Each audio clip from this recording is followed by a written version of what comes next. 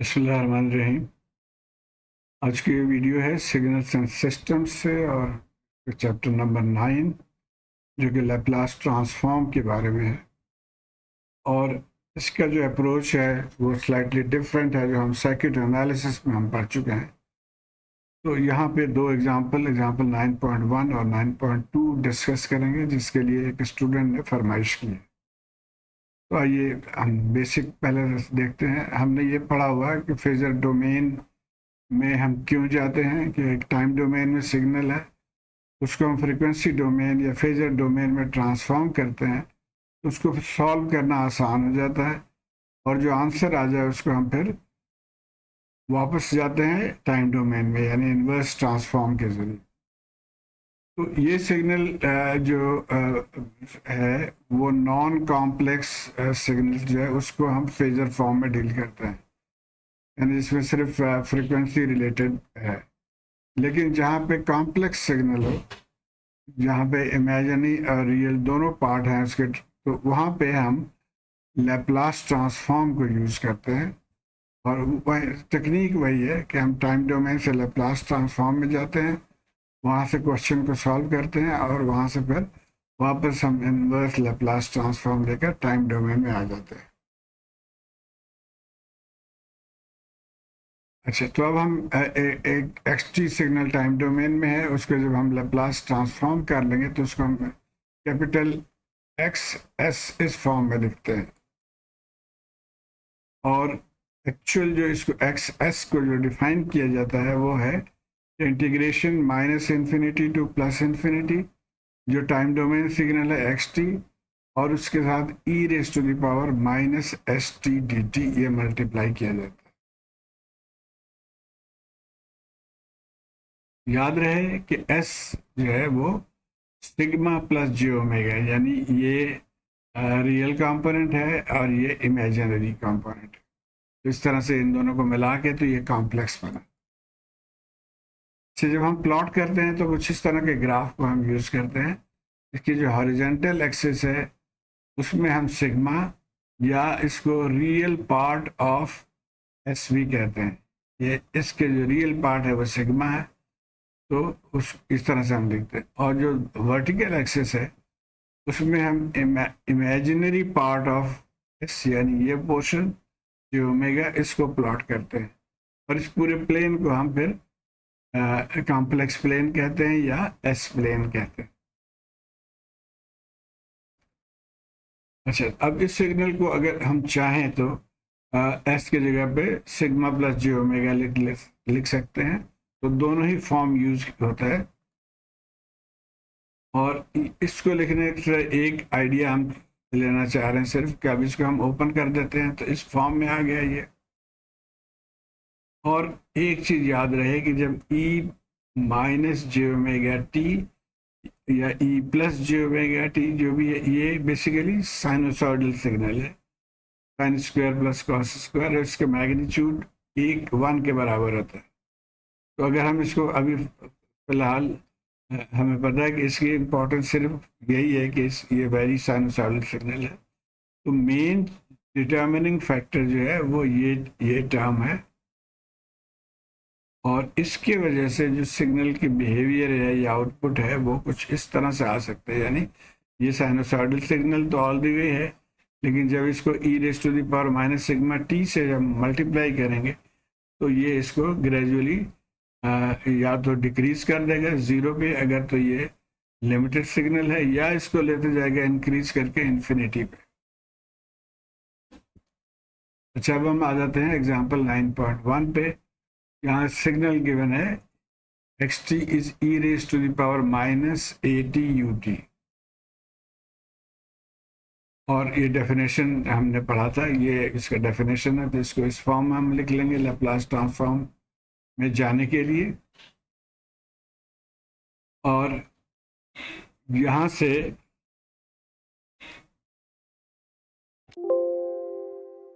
तो अब इस इंटीग्रेशन में हमने एक्स टी जो कि ये वैल्यू है वो हमने पुट कर दी है। और इसको हम फर्दर यू टी की एप्लीकेशन क्या है हमें पता है, यू टी यूनिट फंक्शन। और ये 0 से शुरू होता है, 0 से इन्फिनिटी, और इसकी वैल्यू 1 है। तो अब हम लिमिट जो हम माइनस से आ रहे थे उसको अब हम 0 से कर देंगे because of this you t, और इसकी वैल्यू 1 है, 1 से मल्टीप्लाई कर देंगे तो ये हमारे पास रह गया टर्म जो जिसको इंटीग्रेट करना है। और इसको फर्दर हम इस तरह से लिख सकते हैं, टी दोनों में से कॉमन ले लिया, तो ये हमारा इक्वेशन 1 हम इसको कहेंगे। अब जब लेप्लास ट्रांसफॉर्म लेते हैं तो दो चीज़ें स्पेसिफाई करते हैं, एक उसकी वैल्यू या उसके अलजेब्रिक एक्सप्रेशन, और दूसरा जिसको ROC कहते हैं, range of value of S for which this expression is valid. तो ये दोनों हम देखेंगे आगे चल के। तो हम यहाँ पे थे, अब यहाँ से जब हम इसको इंटीग्रेट कर लेंगे तो आपको ये फार्मूला पता होगा, e raise to the power minus AT का क्या होता है। तो 1/a या 1/a टर्म हमने लिख लिया, उसके बाद e raise to the power minus यही रह गया, लिमिट हम 0 से लेके इन्फिनिटी पे आ गए। अब यहाँ पे दो पॉसिबिलिटीज, बल्कि हम तीन पॉसिबिलिटी देखेंगे। दो पॉसिबिलिटीज में हम एक कहेंगे कि जी S+1 जो है वो ग्रेटर देन 0 है, दूसरे में हम कहेंगे कि S+1 लेस देन 0 है।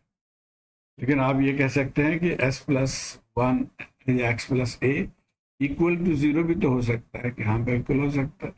लेकिन इस पॉइंट पे जबकि S+a=0 है, यानी S=-1 है, तो ये जो लैप्लास ट्रांसफॉर्म है वो ये ऑलवेज इनफाइनाइट हो जाता है। हम आगे चल के इसको पढ़ेंगे, इसको पोल कहा जाता है। तो बहरहाल, तो ये जो कि ऑलवेज इनफिनिट है तो इसको कंसिडर करने की ज़रूरत नहीं है। लेकिन इन दोनों में से कभी हो सकता है सिग्नल यहाँ पे इनफिनिट हो, और कभी हो सकता है सिग्नल इस कंडीशन में इनफिनिट। तो आइए देखते हैं।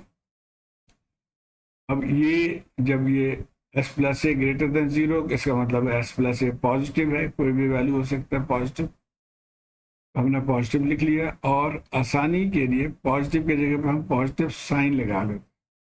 अभी साइन लगाने से आपको आसानी से देख सकते हैं कि माइनस मल्टीप्लाई बाय प्लस, तो माइनस साइन होगा। तो इसको हम e raise to the power -t लिख सकते हैं। तो e raise to the power -t हमने लिख दिया, और लिमिट यही रख, और अब हम लिमिट पुट कर देंगे। e raise to the power -t के जगह पे हम यहाँ पे t के जगह पे इन्फिनिटी पुट कर दिया, और इसके जगह पे हमने 0 पुट कर दिया। अब ये आपको याद रहना चाहिए कि जब e raise to the power -infinity है तो इसका मतलब है 1 divided by e raise to the power +infinity, और e raise to the power +infinity infinity के बराबर है, तो 1/इन्फिनिटी हो गया जो कि 0 के बराबर, यानी ये टर्म हमारा 0 हो जाएगा। ये 0 हो गया, और e raise to the power 0 आपको पता है 1 है। तो अब इसको, ये हमारे पास वैल्यू आ गया S+a। तो ये पहला कंडीशन आ गया कि वैल्यू इसमें यहाँ पे मौजूद है, या हम कहेंगे कि दी लैप्लास ट्रांसफॉर्म इज फाइनाइट और कन्वर्जेस। अब आते हैं दूसरी कंडीशन पर, देखते हैं यहाँ क्या सिचुएशन है। ऑल्दो इसको जब यहाँ तक आपने कर लिया तो ये काफ़ी है, क्योंकि सिग्नल एक ही जगह पे कन्वर्ज होगा, चाहे यहाँ पे हो चाहे यहाँ पे। बहरहाल जस्ट फॉर योर नॉलेज इसको देख लेते हैं। यही चीज़ हम यहाँ पे लेकर आए। अब ये लेस देन 0 है, जिसका मतलब नेगेटिव है, यहाँ पे भी हमने नेगेटिव पुट कर दिया। अब नेगेटिव नेगेटिव पॉजिटिव हो जाएगा, तो ये e raise to the power positive t हो गया है, लिमिट यहाँ पुट कर देंगे, तो e इन्फिनिटी और -e0। अब e इन्फिनिटी आपको पता है इन्फिनिटी है, इसका मतलब ये तमाम चीज़ें इनफाइनाइट हो जाएंगी, और जब इनफाइनाइट हो तो इसका मतलब है कि इट डज नॉट कन्वर्ज। तो इसको हम यूज नहीं करेंगे, but because it is not converging. तो इस लिमिट को लेके हम आगे चलेंगे, फाइंड ROC। अच्छा, इसको नेग्लेक्ट कर दिया। अब यहाँ पे हम थे, अब ROC मालूम करने के लिए हम इस कंडीशन को लेकर फर्दर चलेंगे, S+a=0। इसका मतलब हम ये कह सकते हैं कि S is greater then -a। इसको हम इस तरफ लेके आ गए, और बेसिकली एस क्या है, या हम एस हमें पता है कि सिग्मा प्लस जे ओमेगा इसकी वैल्यू है। हम ये भी कह सकते हैं कि sigma plus J omega is greater than minus A, और इस सिग्मा और जे ओमेगा के फॉर्म में आने का मतलब है कि अब यहाँ पे हम देख सकते हैं कि ये हमारा सिग्मा टर्म है और ये ओमेगा टर्म है, और ये ग्रेटर देन माइनस ए है, तो हम माइनस ए एक पॉइंट यहाँ पे हम मार्क कर लेंगे नेगेटिव साइड पे। हाँ, इसको हम ये भी यहाँ से इसके रियल वैल्यू जो है ले लेंगे, तो हम अब बजाय सिग्मा के हम ये कहेंगे कि real S is greater than minus A. Minus A कहाँ पे है, इस लाइन पे हम एक पॉइंट ले लेंगे, ये हम कहते हैं जी ये माइनस ए पॉइंट है। पहला काम ये करते हैं कि यहाँ पे एक वर्टिकल लाइन ड्रॉ कर लेते हैं। ये वर्टिकल लाइन हमने ड्रॉ कर लिया। अब जैसे हमने बताया कि इसके ऊपर हो नहीं सकता सिग्नल, क्योंकि ये तो इनफाइनाइट कर देगा। Either signal is on the right side और ऑन द लेफ्ट साइड। तो हमारे केस में क्या है कि it is greater than minus A. ये माइनस ए है, इसे ग्रेटर का मतलब है कि इस साइड पे जो है वो उसकी कन्वर्जेंस होगी या सिग्नल यहाँ पे मौजूद रहेगा। तो ये हमारा एरिया है जहाँ पे, जिसको हम कहेंगे this is the region of convergence या आर ओ सी। तो अब दोनों चीज़ें हमने इसको डिफाइन कर दी। अब फाइनल आंसर हम कुछ इस तरह से लिख सकते हैं कि e raise to the power minus A T U T, इसके लैप्लास ट्रांसफॉर्म क्या हो जाएगा, 1/s प्लस ए, और real S is greater than -1, ये आर ओ सी टर्म है। तो दोनों टर्म्स आ गए, तो ये फाइनल आंसर है। अब हम आ जाते हैं एग्जाम्पल 9.2 पे। एग्जाम्पल 9.2 में फ़र्क क्या है, देखिए ये 9.1 में e raise to the power minus A T था, यहाँ पे भी e raise to the power minus A T है, लेकिन उससे पहले माइनस साइन है। दूसरी बात ये यू टी है और यहाँ पे यू माइनस टी है। तो ये फ़र्क हम आगे इसको देखते हैं, समझते हैं। पहले तो हमने एक्स टी को डिफाइन कर लिया, इसमें ये वैल्यू डाल दिया, यहाँ से एक्स टी की वैल्यू यहाँ पे हमने डाल दिया, एक्स यानी लैप्लास ट्रांसफॉर्म में आ गए हम। अब यू टी को हम इधर राइट साइड पे लेके आ गए, इनको लेफ्ट पे लेके आ गए, और यहाँ से अब देखिए कि u माइनस टी जो है वो 0 से लेके नेगेटिव साइड पे इसकी वैल्यू है 1 के बराबर। यानी अब हमारा लिमिट कहाँ से कहाँ तक होगा, माइनस इन्फिनिटी से 0 तक, बिकॉज 0 के आगे 1 इसकी वैल्यू 0 है, तो एवरीथिंग विल बी 0। अब ये हमारा लिमिट आ गया कि माइनस इन्फिनिटी से 0, e raise to the power minus A T, e raise to the power minus S, और इसकी वैल्यू जैसे हमने कहा कि ये 1 के बराबर है, तो लिखने की ज़रूरत नहीं। और इसी तरह जैसे हमने पहले किया, इनको कॉमन कर लिया, फिर इसके इंटीग्रेट कर लिया हमने।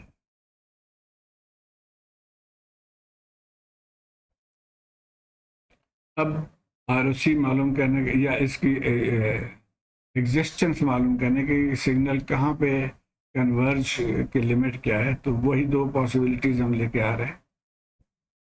पहले पॉसिबिलिटी में उसी तरह हम कह रहे हैं कि ये पॉजिटिव है, ग्रेटर देन 0 है। पॉजिटिव को हमने पॉजिटिव साइन दे दिया, तो प्लस माइनस माइनस तो माइनस टी हो गया, माइनस टी, और लिमिट यही माइनस इन्फिनिटी टू 0। अब लिमिट हम पुट करेंगे, तो e raise to the power minus 0 और minus e raise to the power minus minus plus हो गया, तो इन्फिनिटी। अब ये e raise to the power infinity की वजह से ये पूरा जो है वो इन्फिनिटी हो जाएगा। तो इसका मतलब ये है कि the Laplace transform is not converging for this area, for this range. LT does not converge. अब दूसरे पोर्शन को देख लेते हैं। वही टेक्निक, सिर्फ यहाँ पे अब ये नेगेटिव है, because s plus a is less than 0। Negative negative sign हमने पुट कर दिया, नेगेटिव नेगेटिव पॉजिटिव हो जाएगा, तो ये भी ई पॉजिटिव हो गया, और e raise to the power minus minus plus हो गया टी, और ये हमारा लिमिट आ गया। लिमिट अब पुट करेंगे 0 और माइनस इन्फिनिटी। इसका हमने देखा था कि ये 0 के बराबर हो जाएगा, ये वाला 3 रेज टू द पावर 0 1, तो 1/s प्लस ए। तो अब यहाँ पे ये सिग्नल मौजूद है, यानी ये फाइनाइट है, एल टी इज फाइनाइट और इट कन्वर्जेस। तो एक पहला हिस्सा आ गया। अब इसकी आर एफ सी हम मालूम करेंगे। तो अब हमने देखा कि इस पे कन्वर्ज हो रहा था जो राइट साइड पे था, यहाँ हमने लिख लिया। और यहाँ से उसी तरह से जैसे हमने पहले किया था कि दिस इज लेस देन 0, तो S is less than minus A. फिर ये हमने पुट कर दिया, यानी sigma plus J omega is less than minus A. इसको हम कह सकते हैं कि real of S is less than minus A. और अब हम आ जाते हैं प्लॉट पे, तो माइनस ए पे जो है एक पॉइंट यहाँ से या यहाँ से हमने ये लाइन ड्रॉ कर लिया। अब देखते हैं कि आर ओ सी कहाँ पे होगा। तो ये कह रहा है कि real S is less than minus one. तो माइनस वन से लेस का मतलब हुआ ये लेफ्ट साइड पे होना चाहिए। तो लेफ्ट साइड जो रीजन है ये हमारा रीजन ऑफ कन्वर्जेंस है। और दोनों चीज़ें हमें मालूम कर ली, तो हम फाइनल आंसर इस तरह से लिख लेंगे, minus E minus A T U minus T, इसके लैप्लास ट्रांसफॉर्म हो गया 1/s+1। और आर ओ सी हो गया real S is less then -1 -a, sorry. तो उम्मीद है कि आप इसको फॉलो कर पाए होंगे। मुझे अपने कमेंट से आगाह कीजिए। शुक्रिया।